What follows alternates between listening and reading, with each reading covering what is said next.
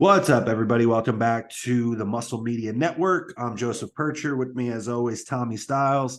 And today we are going to be continuing our season coverage. This week we have the Cal Pro. And so Tommy and I are going to go through, give some insight as to what we think about the competitors, probably give a prediction or some guesses, I guess you could say, really. And then after the show, Tommy and I, you guys can count on us to come back on and do a review. If you're listening now, please go ahead and subscribe to the channel if you haven't already. Ring the bell so that you see when we post up new videos. We're bringing multiple videos a week. Leave a comment, like the video, send it around, share it around to your friends, tell a friend to tell a friend. And with that, with the shameless plugs being over, Tommy, Cal Pro, what do you think? Well, we've had a couple additions since the initial lineup was posted a few days ago. So Spicy it looks like Sergio Oliva Jr. caught a straight flight from Dubai to LA. He was granted permission by the courts to leave. It was not a sneak attempt. This was not, trust me, nobody wants to be flying into a show 48 hours out. I promise you, no person does that as a planned attempt. Nevertheless, we've seen a lot of him on his posts and other people sharing him leading into this one. It looked like he was ready 9 weeks ago. Yeah. So, you know, a big Sergio. I've seen he's like 290 plus peeled. And then Mo Shaban was added to the list, or he added himself to the list and said he's doing this show. So Mo is a pro show winner. He's been to the Olympia at least once, maybe twice. He's, for a shorter guy, he does pack some size and usually in shape. Not sure who he's working with. I believe he's been with Andrew Vu before. I don't keep up with him, but we got Tonio, New York Pro winner a week ago, coming back, and then my guy Stu Sutherland out of the desert, heading up to California to compete again. He was our second place. So yeah, we got some. I would say an overall weaker lineup than New York with the Cal Pro, but there's going to be some good call outs and some competition. Ross Flanagan, owner of what's the name of that? Flavor Gang. Flavor Gang. Yep. Yeah. Can't say I've ever had the sauces, but they look great online. Yeah. He's also doing this show. So there should be a good first call out and some good side by sides that we'll get out of this one. So what do you think? Where do you want to go from here? You want to give a top five? You want to break guys down? Yeah, let's talk guys individually, and then it might lead us to what we think in terms of placings. And I would agree. I would say that probably the depth is not there to New York because, like we talked about in New York, the guys that were 8th, 9th, 10th, you know, whatever structural flaws they might have had, everybody brought it and everybody was fucking peeled. So, you know, that's not to say everybody can't be in shape here, but I think in terms of like high level competition, it's going to be a little top heavy. And like you mentioned, I mean, just the fact that Sergio was able to fly in, I don't really care how far out it was, if he's holding water right now, all this stuff. If you're that big and you are who you say you are, he should walk into the show and win hands down.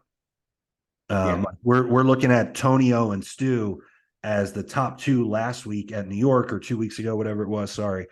But those guys are top two. And before Sergio was announced, we're looking at those two guys again. And it's like, yeah, they're going to be the two front runners.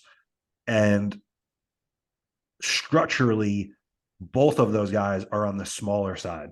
And so if those are the two big competition that Sergio has, he's going to have probably 40 pounds on Stu and let's say 3 or 4 inches on him. And then, I mean, God knows, maybe 70 pounds on Tonio. So from sheer size and shape and everything that Sergio brings, even if they can't exactly fine tune it how they'd like, you know, carrying some water from a flight, stress, whatever it is, I just as a fan, I'm going to be disappointed if Sergio doesn't win pretty easily. Now, with that said, Stu and Tonio, I think, are both good challengers, and we've already seen them nail it So they are no question mark the way that Sergio is. And, you can't play defense. So if those guys are just on the money and Sergio's way off because of the flight or whatever the case is, we've seen Sergio, you pointed this out. We've seen Sergio lose to Tonio. We've seen Sergio lose to Sean Clarita. So it's not a shoo-in just because you're much bigger than somebody, especially if you're not peaked properly and these other guys are. So you mentioned Mo Shaban. I didn't see that, so I'm excited to hear his name. Like you said, he's a little bit shorter structurally, but in terms of the bodybuilding criteria, if we're going to break it down, muscularity / size, shape, and conditioning, he brings a damn good combination of all three every time, really, that I've seen him. I think he was off a couple times. And like you said, pro show winner already. Quite a few like international guys or maybe, some lesser known guys. Ross, like you mentioned, we'll see. I mean, I think especially somebody like Sergio, who is like Olympia big, it will give us a better idea if he's standing in a lineup with Ross to see how he really looks as an open pro compared to some of these guys. But with that said, I kind of expect Ross to be in the top 5, knowing what the lineup is and how he's looking. Yeah, actually, so why don't we just jump right into placings? What are you thinking? I think Yeah, Sergio's going to win. If I had to just put it on paper, I'm going to say that he's going to win. yeah. A note on Mo Shaban is he's stood next to Ian before. He stood next to Samson Dauda before, I believe, at the Portugal Pro Show a few years ago.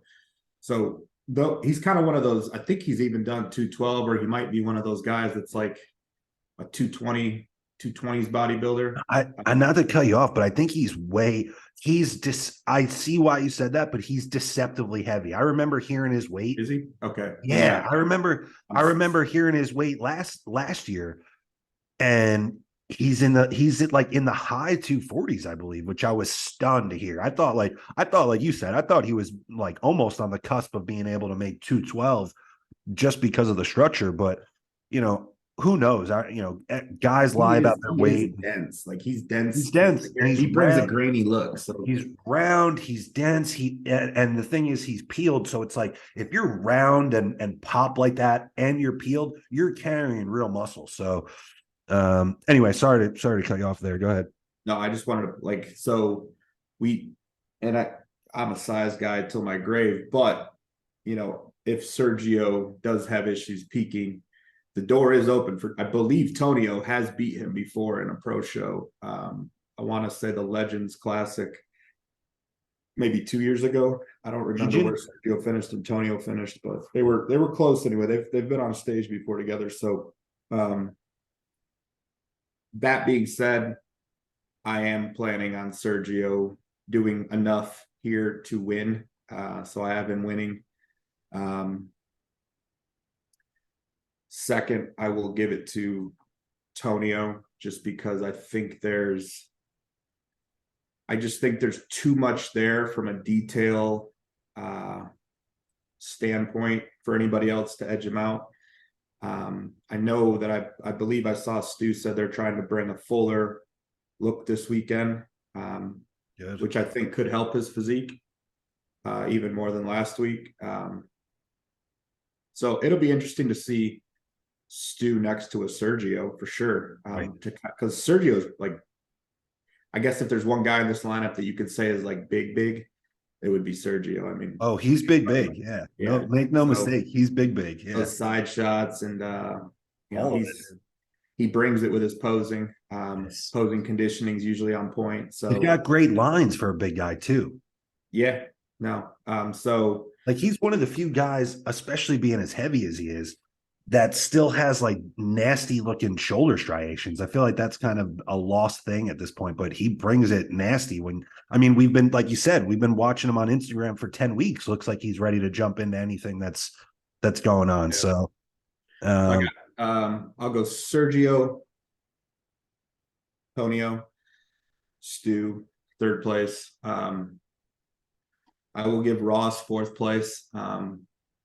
Okay. I expect Ross to be his best ever. I know they had the edible and alcohol issue with the peaking in his Indy last year. Yeah. Obviously that won't be an issue this year. Dom's there with him in person. I do think that makes a difference for the right, if it applies to the right client. So Ross is good. Ross is improved. Ross is he's better. Oh, shit, I left out Mo Shaban. That's why I kind of made a face. No disrespect to Ross, but when you're like, I'm gonna use Ross, I just got done hyping Mo up, and I just yeah, bounced him down the ladder. Yeah. All right, I'm gonna recant. I'm gonna say, you want me to go? No, I got Mo.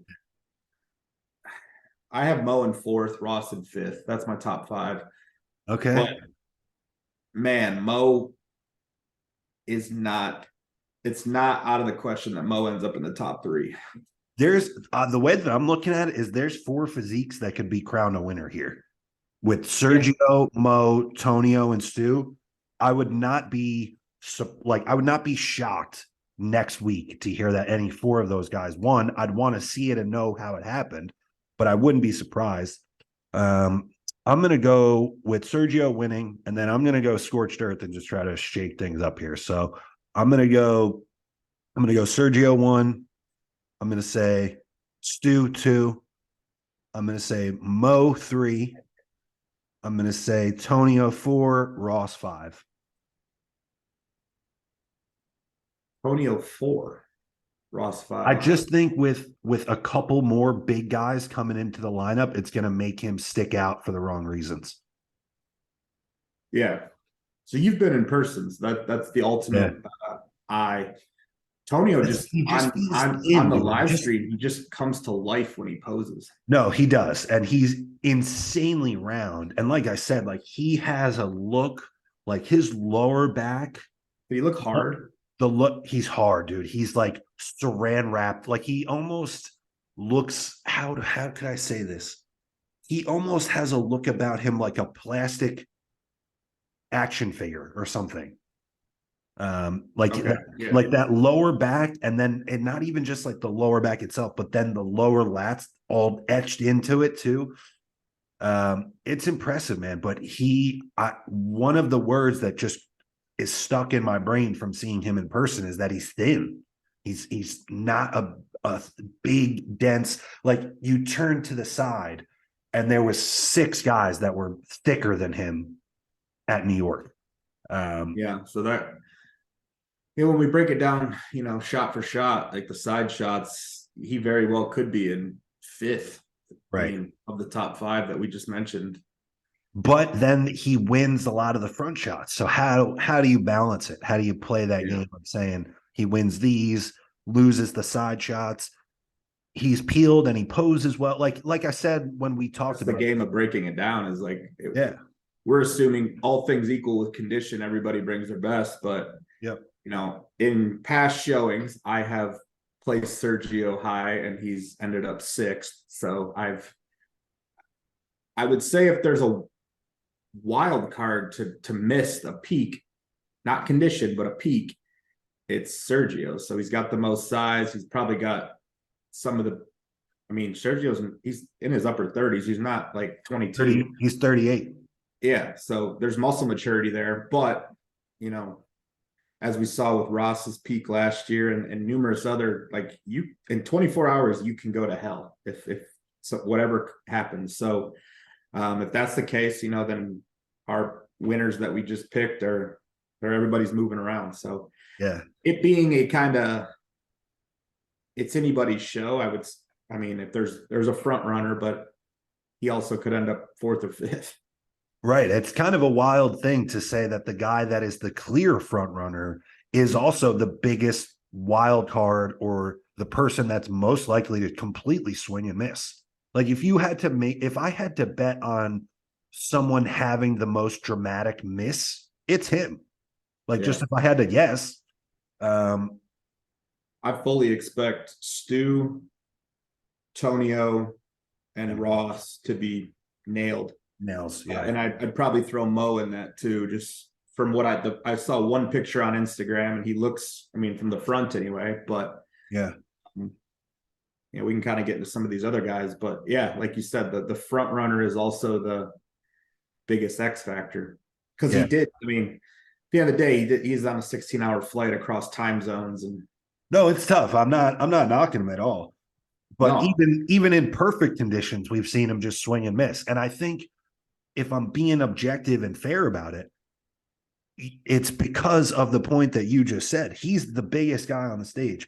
Muscle is 60 or 70% water. So if you have more muscle than everybody, that's a fuck ton of water to try to manipulate and manage. And it becomes a crazy game at the end. I can only imagine what it takes, to fill that. But then also it's like trying to balance the conditioning. Like, and it's so easy as a bodybuilding fan or somebody that just sees things on Instagram to say, and I've said it myself, like about bigger guys like Rami or somebody, where you're like, man, you have all the size in the world, just show up peeled.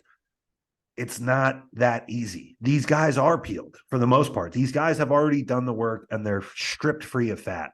And then it's a matter of trying to make the physique have the best balance of that conditioning that you've worked for, but also the muscularity that you were building all year too. So yeah, it's a big toss up, man. I almost feel like it's like a 50-50 shot that he's going to be on or off.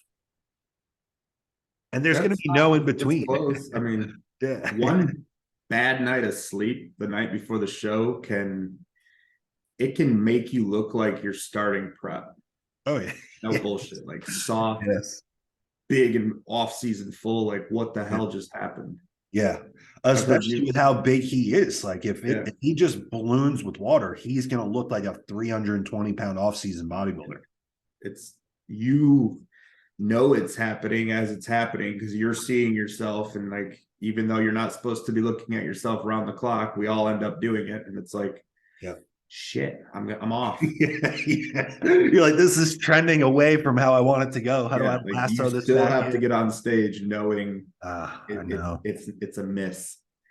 That's the worst feeling in the world. So hopefully he doesn't go through that. And just as a bodybuilding fan, like, I don't, because he's been out of the limelight a little bit recently and all this stuff, I don't know that his story gets as much a notoriety or attention as it should. Like, he is a guy that has all the tools to be a contender at the Olympia, and he's the son of like a founding father of bodybuilding. Like, if you're going to put like a, just like iconic legends of like the original group of guys, his father is one of them. So yeah, Sergio's a New York Pro winner. We have 2 New York Pro winners in this lineup. So yeah, that's a good point too. So I mean, the fact that he is just like, walking around as the heir apparent to his father, it's a cool story. So just as a bodybuilding fan, I hope he nails it. Like, I want to see him 290 peeled, smash everybody, and be excited about what he could do at the Olympia. What about some of these other guys? Sun Chul Lee. So I looked up, I tried to look up everybody I could. Sun Chul Lee doesn't actually have any like what we would call official progress picks we could go off of. That's whatever. But he looks big. I think he's competed before. He's been in shows. So, if the guy's in shape, I think he could sneak into a 4 or 5 spot. I think it's wide open, dude. Like, there's at least 2 of these guys, I think. So him, and then 2 of the guys that I looked at, Mariusz Tomczyk from Poland. He did New York last week. I think he finished 11th. Okay. Their 11th. He if he comes in harder, he's one of those guys that could sneak into the 5th spot. Good Slava fun. Bednar, I think, did New York too. He's from Czech Republic. And if I'm butchering your names, guys, I'm sorry. I'm not international, and I don't speak to a ton of people from Eastern Europe, but he's someone who could, if other guys are off and he has the best peak of his life that he never gets again, hey, maybe you end up in 5th. Some of the other guys I looked at that are from California, I believe they're making their pro show debuts. Nathan Dandridge, I actually saw him compete in Masters one of the years. I think he got a Masters pro card last year. I don't expect him to do anything. I'm sure he can bring his best ever, but this is a different league. And when you not saying Masters pros don't fare well, because Josh Wade made it to the Olympia, but for the most part, Masters pros don't fare well. Wesley Boxley, also from California. Looks like he's got some good shape, good roundness to his muscle belly, but I think the top 5 we mentioned are just kind of in a whole different level of bodybuilding than some of these other guys. Rafael De Real, couldn't find any pics, don't know anything about him. Josu Placentia, also from California. It looks like he works with Milos. He's a big dude. I saw pics, and he claimed to be 295 in them. And he looked okay from the front. Still not great. These were, I don't remember how many weeks out. So why do you say claimed? Were you skeptical? Dude, we all lie about our weight, dude. Come on. You're 295 and you're 4 weeks out. There's only a handful of guys that actually should be 295 4 weeks out. I see the pit that you're talking about. Was that is that 295 post gym after a 2 liters of intra? Or at the end of a high day or something? Yeah. Like, I go to bed pretty heavy after Lucky Charms and sushi. actually, and especially knowing that he's working with Milos, there's a very good chance that he loaded 1,000 grams of carbs with 600 units of insulin and then took that photo. Yeah. So buying shoes and gym clothes. I don't know. Stuffed his trunks too while if he shows up fucking diced to the socks and we see a scale pick and it's somewhere up there, then well, we'll see. You're we'll big see with sure. Sergio. We'll see with Sergio because we know that's a legit 290. It's definitely not a scale contest. You know, if you're big and you come in soft, probably didn't need to be that big, right? There's, you know, some of these guys that we're talking about in the 240s are gonna embarrass some of the bigger guys. So man, I gotta be honest, I'm looking at photos of him right now from May 1st, this like carousel of photos where Reagan is posing him. Man, there's a lot of guys that carry off-season shape like this in the pro league. Are you talking about Joseph? No, I'm talking Yeah, I saw some of the same photos and I was like, it was almost like there's a lot of potential here, like maybe next season this could come together. But I think his back looks a little thin, to be honest. Like, if he is as heavy as he's claiming that he is, I'm with you. I'm very skeptical of this weight, just seeing him. You know, he's standing next to Reagan. Reagan's a big guy and a guy that's off season right now and carrying some weight. Just in terms of like his width, he looks kind of narrow, actually. So we'll see, man. Who knows? Maybe he's the next freakazoid, but my hope is that every bodybuilder that does every show that we cover absolutely brings the best peak of their life, so we have something to talk about. Yeah, absolutely. All we have to go off is guys' Instagrams and what we see on the 4 or 5 accounts that reshare everybody's stuff. So that's bodybuilding analysis in 2023. Yeah. And make no mistake, man, that guy has a ton of muscle. He's got good shape, especially in the front shot. So, I mean, he's a pro and he's in the show for a reason. I'm kind of just surprised to see how few competitors there are. It's kind of a weird. So we had New York last week. We have Toronto next week. Right. It's that boom, boom, boom. And then I don't know what guys, you know, and it's also I'm kind of surprised some guys didn't come out here from New York. Maybe they're doing Toronto and they didn't want to. I was just going to say, it's like maybe peaking back-to-back weeks with a flight is just not, some guys know they don't want to do it. Maybe it's just not you know, I know Stu's driving to California. He's not taking a flight. Right. So, well, think about being on the East Coast. Like, you know, if I just for an example, I'm in New Jersey. So if I was in those shoes and I just competed in New York, I'm probably just going to wait a week and then drive up to Toronto instead of flying across country flying back and then driving to Toronto or whatever, you know. I've seen some names get tossed in Toronto too. Like Toronto looks like it'll be deeper. I think Ian's doing it.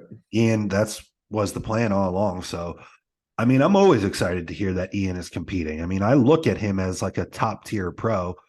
This most recent Olympia kind of it was kind of a recipe for disaster where he brought probably his worst pro showing in like 2 or 3 years against the best Olympia lineup I remember seeing from 1 through 10. So that just goes to show, like we were talking on fair, the power and the level of the Olympia.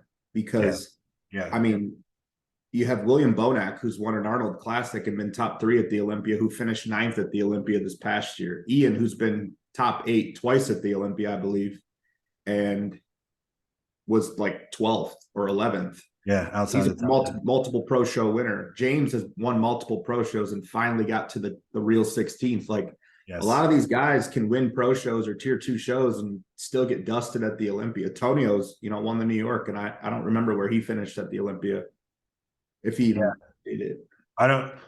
He did it. I believe he did do the Open. I just don't remember if he was placed even. That's the thing. So it's such a step up from like it is these shows here that we're talking about to the fucking Olympia. Yeah.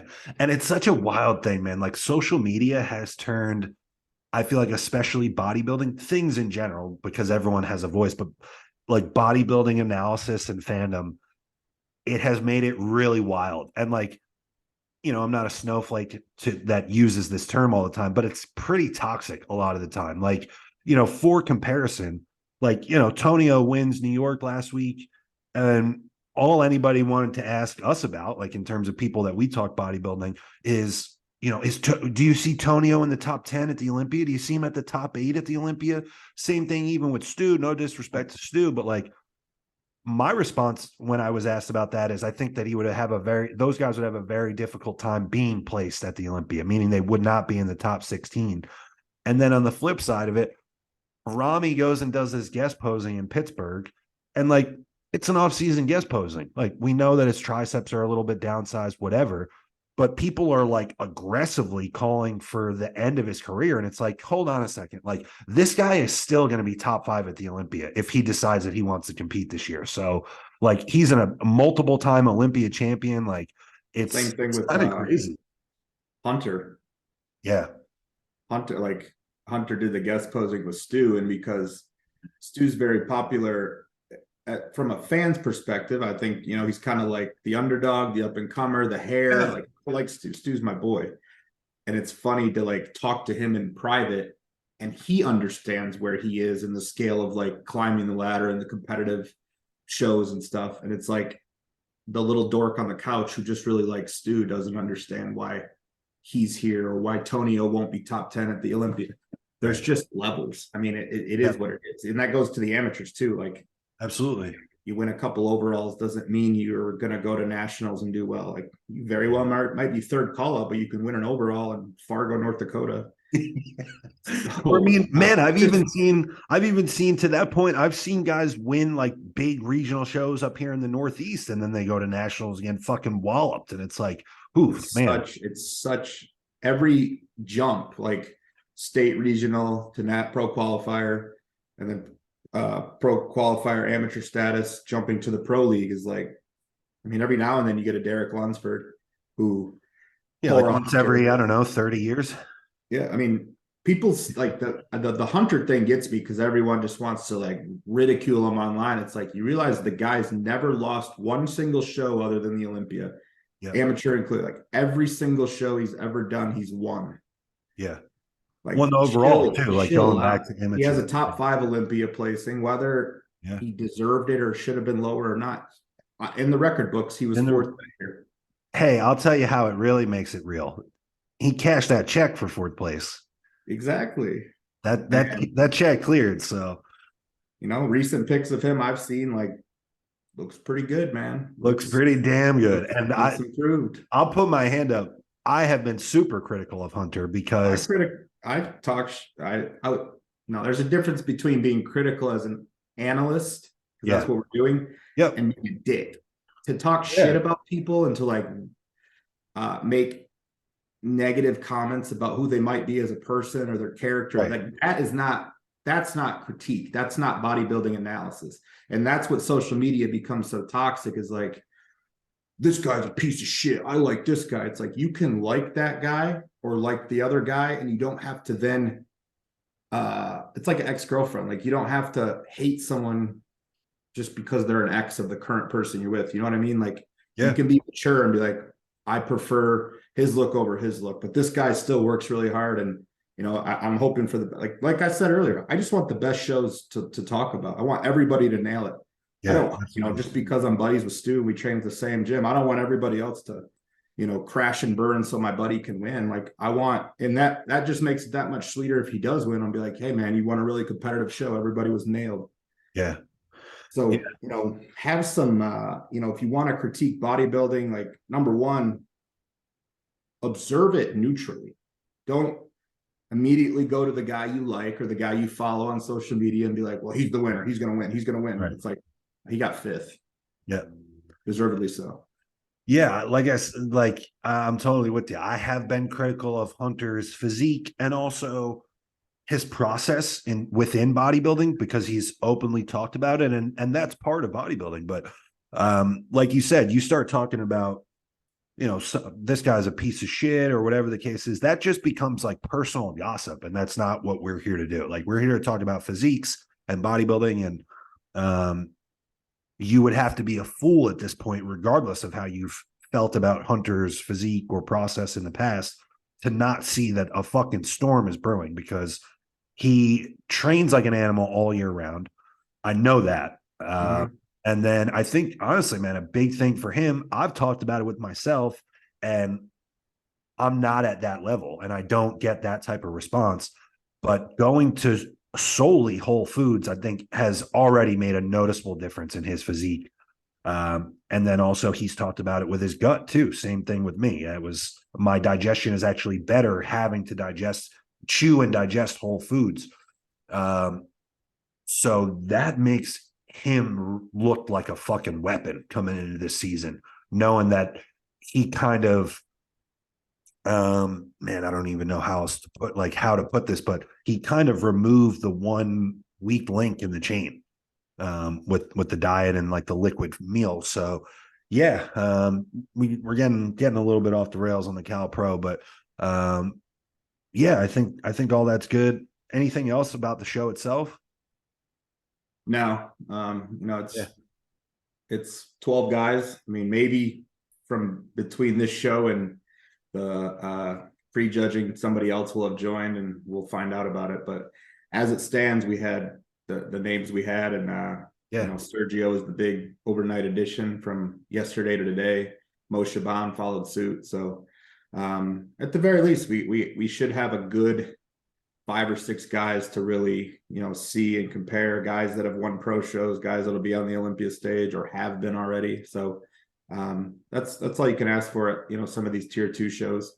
We got Toronto next week. It's just exciting. Bodybuilding season's in full swing. I mean, the Arnold happened, and I talked about this the last week. Like, then you have this 2-month break of nothing, Right. And then it's like boom, boom, boom. Yeah. Yeah, I'm excited for it, man. It's good. And like you said, I think it'll be cool to see what the fallout of this show is, and then who decides they're hopping on a flight and going to Toronto.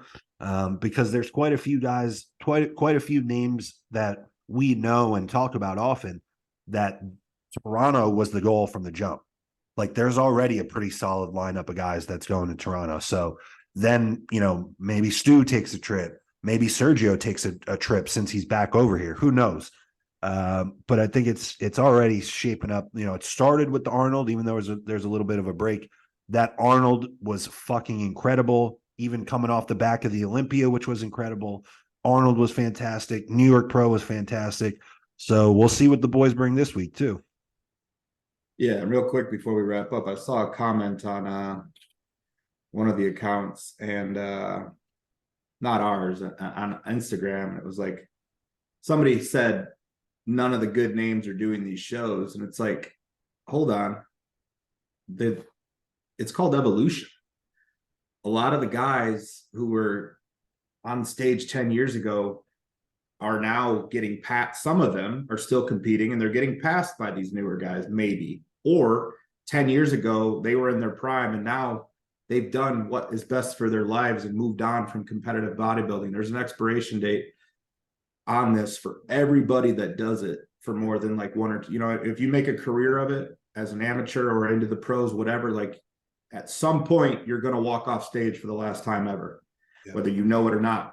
So don't think that just because the New York Pro didn't have any of the star power that you're used to seeing at the Olympia or the Arnold made it a weak show. It was the pro debuts for a lot of guys who are, you know, should have long careers battling against each other.